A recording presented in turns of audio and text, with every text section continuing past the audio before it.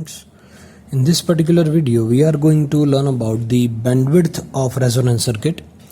So last lecture ની અંદર જે છે આપણે જોયેલું કે ક્વોલિટી ફેક્ટર જે છે શું છે. મેં તમને એવું કીધેલું કે ક્વોલિટી ફેક્ટર જે છે જેટલો સારો એટલું જ તમારી સાઉન્ડ ક્વોલિટી લોસ લેસ અને સારી રહેશે વિધાઉટ નોઇસ. બરાબર છે. સો વોટ ઇઝ બેન્ડવિડ્થ નાઉ? એ જે પર્ટિક્યુલર મેં ગ્રાફ તમને દેખાડ્યો હતો એ ગ્રાફ કોઈ જે છે આવો હતો, તમને કદાચ યાદ હોય તો આવો કોઈ જે છે ગ્રાફ હતો. Is that right? આ જે છે કોઈ મેક્સિમમ વેલ્યુ ઓફ કરંટ હતો, અહીંયા જે છે કોઈ IM/√2 મતલબ 0.707 અથવા તો IM/√2 જે છે મેક્સિમમ ડિવાઇડ/√2 એ કોઈ ફ્રીક્વન્સી આપણને ω1 ω2 મળેલી, ω0. જો તમે આગળનો વિડીયો નહીં જોયો હોય તો એ પહેલાં જોઈ લો, પછી આ વિડીયો જે છે એના પર આવજો. બરાબર છે. તો આવું આપણે કોઈ 3 ફ્રીક્વન્સી આપણને મળેલી. લેટ્સ સે ω1 જે છે લોઅર કટ ઓફ ફ્રીક્વન્સી છે અથવા તો લોઅર 3 dB ફ્રીક્વન્સી અથવા તો હાફ પાવર ફ્રીક્વન્સી કહેવાશે.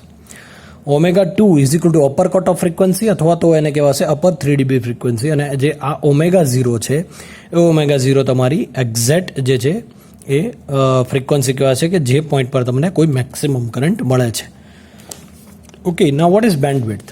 Bandwidth of a circuit is given by the band of frequencies which lies between 2 points on either side of resonant frequency where current falls to 1/√2 of its maximum value. કયા બે point વચ્ચે જે છે અને કયા જે છે 1/√2 of its maximum value કે છે કયો પોઈન્ટ? તો કે ભાઈ આ જે છે 1/√2 થયું, આ IM/√2 મેક્સિમમ.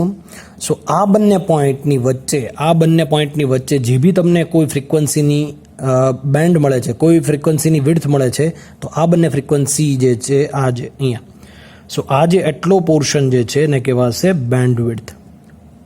અને એ જે છે ω1 થી ω2. મેં તમને એવું કીધું કે આ ફ્રીક્વન્સીથી તમારો કોઈ સાઉન્ડ આવવાનો શરૂ થશે, આ ફ્રીક્વન્સી સુધી આવશે, બટ આ ફ્રીક્વન્સી પર સારામાં સારો સાઉન્ડ તમને ક્વોલિટીવાળો વિધાઉટ એની નોઇસ મળશે. આ પર્ટિક્યુલર પોર્શનમાં નોઇસ મળશે, આ પર્ટિક્યુલર પોર્શનમાં તમને નોઇસ મળશે, બટ પર્ટિક્યુલર આ પોઈન્ટ પર જો કરંટ પણ મેક્સિમમ છે એ પોઈન્ટ પર તમને કોઈ લોસ નહીં મળે. સો અહીંયા જે આ પર્ટિક્યુલર વસ્તુ છે એને કહેવાશે હાફ પાવર પોઈન્ટ. જો તમને આગળ શીખવાડું કે કઈ રીતનું હાફ પાવર પોઈન્ટ કહેવાય છે ને half power point bandwidth. First of all, selectivities of different resonant circuit are compared in terms of their bandwidth obviously. અને narrow bandwidth higher selectivity of the circuit. જેટલી બેન્ડવિડ્થ તમારી narrow એટલું જ સારું selection જે છે સર્કિટની અંદર અને ટ્યુનિંગ સારું એવું થઈ શકે છે. નાવ લેટ્સ સે આ સર્કિટ મેં અહીંયા લીધી છે તો 3 dB શબ્દ જે છે મેં શું કામ વાપર્યો છે? સો if a gain or you can say the magnitude of you can say maximum value તમારે જોવું જોઈએ કે એ √2 થઈ જાય, મતલબ 1/√2 થઈ જાય. તો 1/√2 નો મિનિંગ શું છે અહીંયા? 1/√2 એનો જે મિનિંગ છે અત્યારે એ શું છે? ઓબ્વિયસલી તમે જોશો સો એ કોઈ પણ ફ્રીક્વન્સી જે છે આપણે ત્યાં ડીબીની અંદર જે છે આવે છે. સો હું એવું કહી શકું કે 20 log 1/√2. તો આનું શું થશે? 3 dB થશે, પણ એ માઇનસ 3 dB. ઓકે, ડિક્રીઝમાં. સો ટાઈમ જે છે આપણે શેમાં લઈએ છીએ? ડીબીમાં. અને લોગ 1 થી જે બી ઓછું હશે, લોગ 1 થી જે બી ઓછું આવે એ ઓબ્વિયસલી માઇનસમાં જ આવે, તો એટલા માટે આ -3 dB મેં લીધું છે. અને ડીબી શબ્દ જે છે ને યુનિવર્સલી એડોપ્ટેડ શબ્દ જે છે, બરાબર છે, પર્ટિક્યુલર આવા કોઈ જે છે એ કમ્પોનન્ટ માટે. તો હાફ પાવર પોઈન્ટ શું કામ કહેવાય છે? અને આ જે પર્ટિક્યુલર જે છે આ ફ્રીક્વન્સી એને કહેવાશે 3 dB -3 dB. સો આ 3 dB જે છે એને કહેવાય લોઅર 3 dB, આ જે છે એને અપર 3 dB કહેવાશે. Is that right? હવે અહીંયા પાવર જે છે એનું કોઈ કહેવાય છે. હવે જો આપણને ખબર છે કે એવરેજ પાવર જે છે કેટલો છે, એવરેજ પાવર જે છે એ કેટલો છે. સપોઝ માની લઈએ આના પરથી જો કોઈ પાવરનું હું લખું, માની લઈએ કે પાવર જે મારી પાસે છે, so power is equal to I²R. Power is equal to I²R. What is I is equal to I maximum /√2. Is that right? Current શું છે? Maximum /√2, current of maximum /√2. So power શું થશે? Power is equal to I²R. બરાબર ને? I²R. તો I²R ની જગ્યાએ હું આ મૂકું, સો I² મેક્સિમમ ઇન્ટુ R √2 નું 2 થઈ જશે. તો હું એવું કહી શકું P ઇઝ ઇક્વલ ટુ આ I² ઇન્ટુ R એને કહેવાશે P મેક્સિમમ કહેવાશે કે નહીં? I² મેક્સ ઇન્ટુ R એને power of maximum /2. That's why આપણે શું લઈએ છીએ જે જો આ પી મેક્સિમમ એટલે મેક્સિમમ પાવર થયો એને ડિવાઈડ બાય 2 આવ્યું એટલે આ શું થઈ ગયું હાફ પાવર થઈ ગયું. શું થઈ જશે હાફ પાવર. તો જો એટલા માટે આ જે પોર્શન છે એને કહેવાશે હાફ પાવર પોઈન્ટ વેલ્યુ. અને હાફ પાવર પોઈન્ટ પર તમારું જે બી વેલ્યુ મળે એ શું છે મેક્સિમમ કરંટની ડિવાઈડ બાય √2 વેલ્યુ તમારો કોઈ વેલ્યુ મળતી હશે એ 0.707 સમથિંગ જે તમે કહો છો તે બરાબર છે. તો આ રીતે પણ તમે કહી શકો છો. તમે આની એવરેજ જો તમે લો બરાબર છે. જો બેન્ડવિડ્થ સિમ્પલ જે છે કોને કહેવાશે જો અહીંયા હું લખું છું what is bandwidth that the certain range of frequencies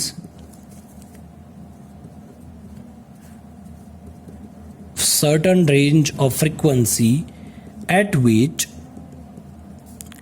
the gain of the circuit becomes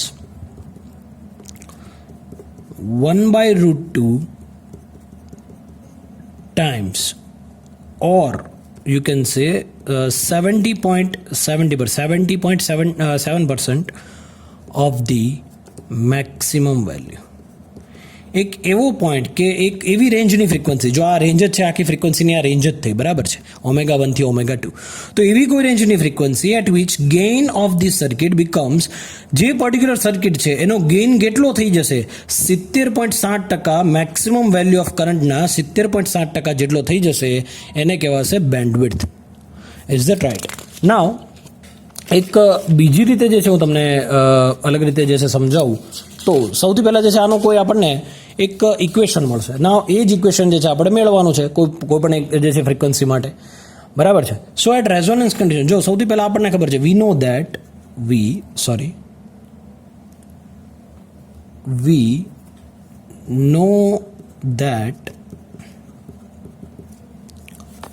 અહીંયા ધ્યાન આપજો we know that the average power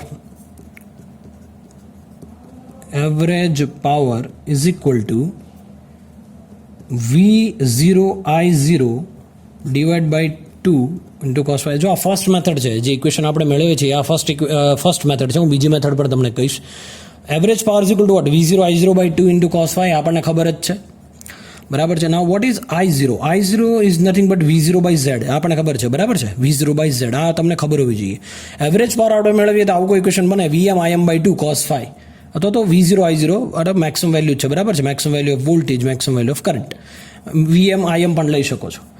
સો આ જે છે V0 I0 by 2 into cos phi. So V0 by Z is equal to I0. તો I0 ની જગ્યાએ જો આ V0 by Z મૂકું તો આવું કોઈ બને કે V0 divided by 2 into V0 divided by Z into R by Z. Now R by Z એટલે શું cos phi. cos phi is equal to what R by Z જે આપણે શીખી ગયા છીએ. cos phi is equal to R by Z. Okay resistance upon total loss. So હું એવું કહી શકું કે V0 square into R okay અને આ જે બનશે શું બનશે Z સ્ક્વેર શું બનશે Z સ્ક્વેર બટ 2 બનશે 2 into Z square. Is that right? અહીંયા સુધી ઓકે છે. ઇઝ ઇક્વલ ટુ હું એવું કહી શકું V0 square into R divide by 2. ના વોટ ઇઝ Z એટલે આપણને ખબર છે શું છે R સ્ક્વેર પ્લસ X પણ એ કોઈ પણ હોઈ શકે છે. અહીંયા ઇન્ડક્ટિવ રિએક્ટન્સ જે છે કેસ લઈએ છો inductive reactance minus capacitive reactance તો એ મુજબ હું લખી શકું કે નાવ XL અને XCની વેલ્યુ મૂકું છો R square plus ωL minus 1/ωc raise to square. Okay ωL is equal to 2πfL ને 1/2πfc એટલે આ જ થયું છે બરાબર છે આ જ તમારો થશે.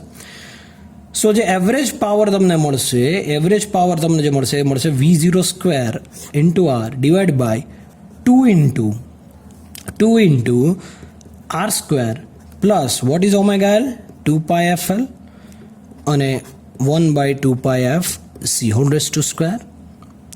સો average power is varying with frequency. અહીંયા તમે જોઈ શકો છો કે એવરેજ પાવર જે છે એ તમારી ફ્રીક્વન્સી સાથે વેરી થતો હશે. મૂવિંગ ફર્ધર આને ધ્યાનમાં રાખીને એવું લાગે તો જે છે આનો સ્ક્રીનશોટ પાડી લો અથવા તો જે છે એ લખી લો.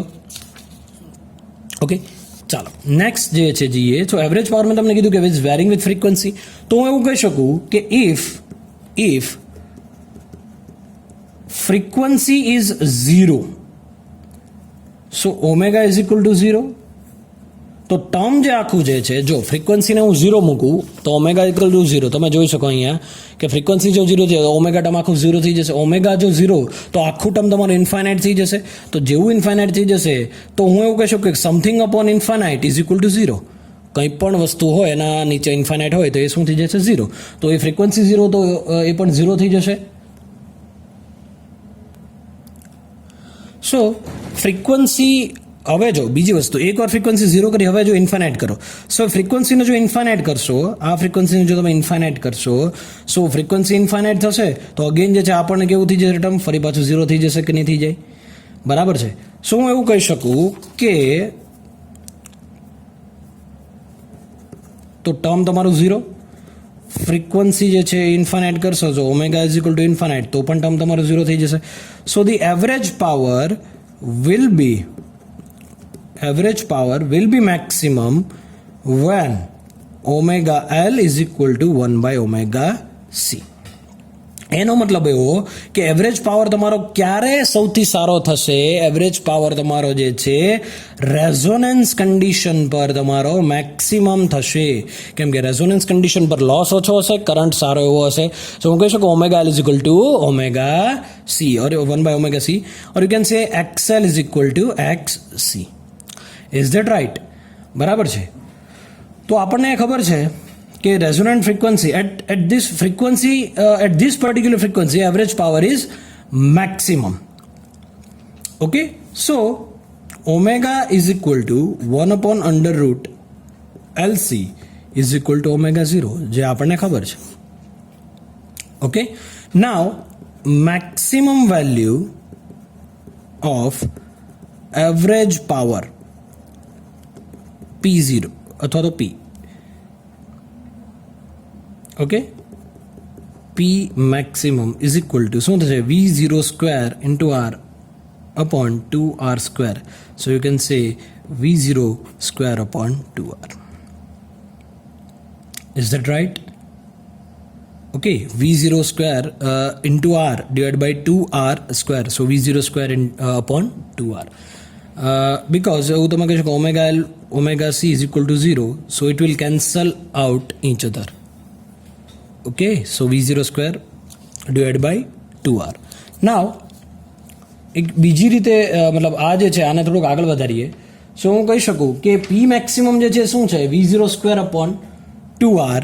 સો જે ગ્રાફ આવશે, માની લઈએ કોઈનો જે ગ્રાફ કોઈ હશે, ગ્રાફ કોઈ જે છે આવો બને, માની લઈએ કોઈ આ કોઈ રેઝોનન્ટ ફ્રીક્વન્સી છે, આ ફ્રીક્વન્સી છે, તો જે સ્ટાર્ટિંગ બનશે, સ્ટાર્ટિંગ કોઈ આવું બનશે અને કોઈ આ ટાઈપનું બનશે. તો જો પછી પહેલાં જે છે સ્ટાર્ટિંગ પર જે છે આ રીતનું ઇન્ક્રીઝ થશે, મેક્સિમમ પોઝિશન સારી એવી પોઝિશન પર આવશે, પછી જે છે ઇન્ફિનાઇટ થઈ જશે. તો આ જે એવરેજ પાવર જે બનશે એનો ગ્રાફ, અને જે આ જે છે એની મેક્સિમમ કોઈ વેલ્યુ છે, અને અહીંયા જે આ બનશે એ તમારું બનશે power maximum divide by 2, P maximum divide by 2, મતલબ હાફ પાવર. બરાબર છે. તો એવરેજ પાવર ની આસપાસ, મતલબ જે બી રેઝોનન્ટ ફ્રીક્વન્સીની આજુબાજુ હશે, બરાબર છે, તમે જોઈ શકો કે અહીંયા સુધી તો ઓકે છે, બટ અહીંયાથી પછી રેપિડલી જે છે કેવું થઈ જાય છે? ડિક્રીઝ થાય છે. તો આના કરસ્પોન્ડિંગ જે ફ્રીક્વન્સી છે, મતલબ આના નીચે આના ઉપર જે બી ફ્રીક્વન્સી છે એને આપણે કેલ્ક્યુલેટ કરવાની છે. શું કરવાની છે? એને કેલ્ક્યુલેટ કરવાની છે. બરાબર છે.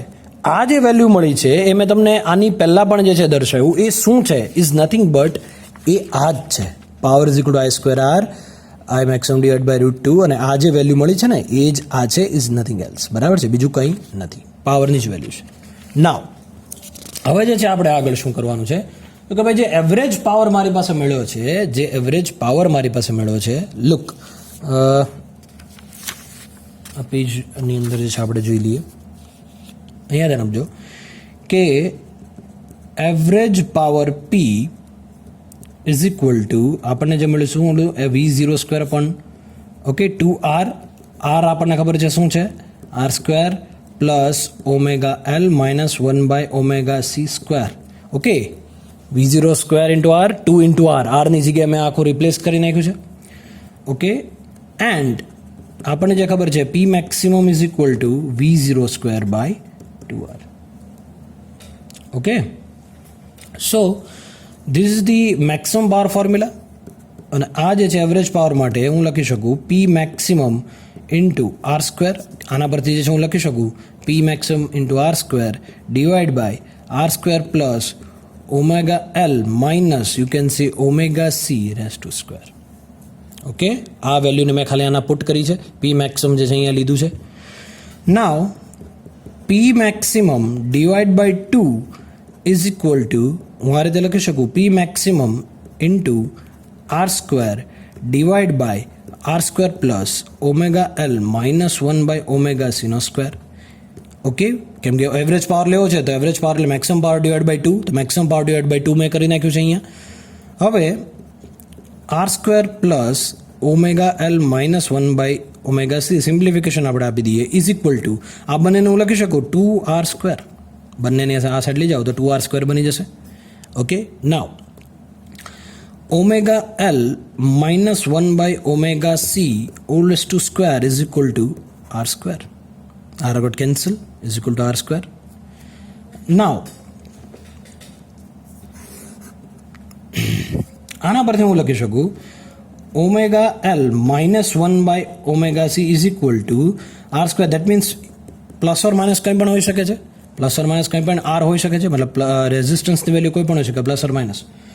તો હું એવું કહી શકું કે આના પરથી એક જે મળે છે મને ઇક્વેશન એ મળે છે omega L minus 1 by omega C is equal to R plus R, અને બીજું જે ઇક્વેશન મળે છે omega L minus 1 by omega C is equal to minus R. તો આ બંને માટે મારે કોઈ જે છે ઇક્વેશન જે છે એ ફાઇન્ડ કરવું પડશે. તો એ ઇક્વેશન જે છે ફાઇન્ડ કરવા માટે એક અલગથી મારે જે છે એ આ બંનેને મેળવવા માટે એક્સરસાઇઝ કરવી પડશે. ઓકે, સો ચાલો આ બંનેનું ઇક્વેશન જે છે આપણે મળીએ, એકવાર પ્લસ આર એકવાર માઇનસ આર માટે. સો આપણને જે મળ્યું હતું લેટ્સ સે કે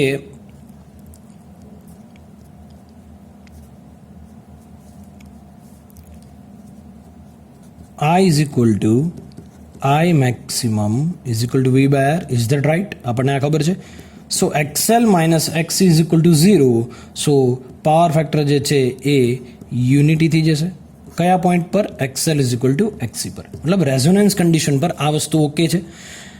બંને લોસ નીકળી જશે તો V by R જ છેલ્લે વધવાનું છે, V by Z નથી વધવાનું, V by R જ વધવાનું છે. Z એટલે તો આ બંનેનું કોમ્બિનેશન, બરાબર છે. બટ એ બંને જ છે નહીં, એકબીજાને કેન્સલ કરી નાખે તો V by R જ આવશે. Is that right? બરાબર છે. તો હું એવું કહી શકું કે half power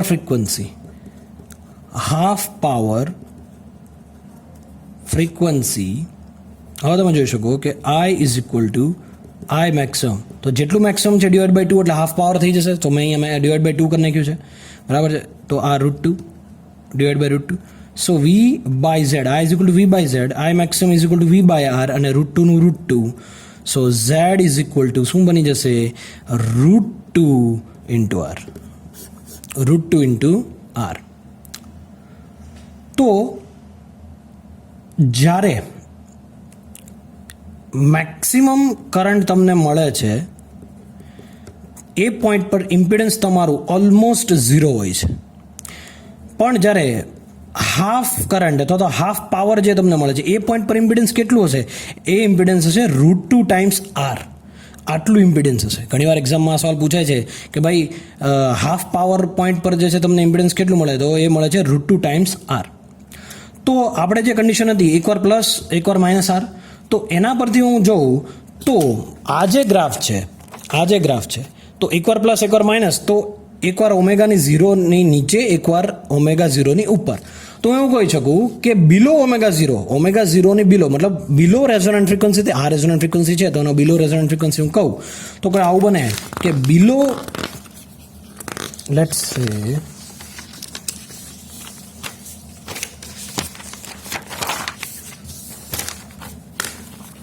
okay below resonant frequency.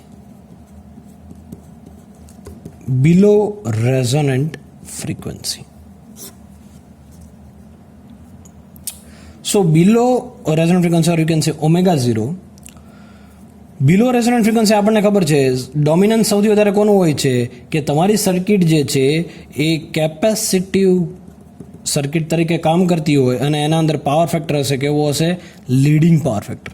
જો અબોવ રેઝોનન્ટ ફ્રીક્વન્સી હોય તો તમારી સર્કિટ ઇન્ડક્ટિવ નેચરની વધારે હશે. ફાઇન. સો કેપેસિટિવ નેચરની છે તો એના મુજબ લખું.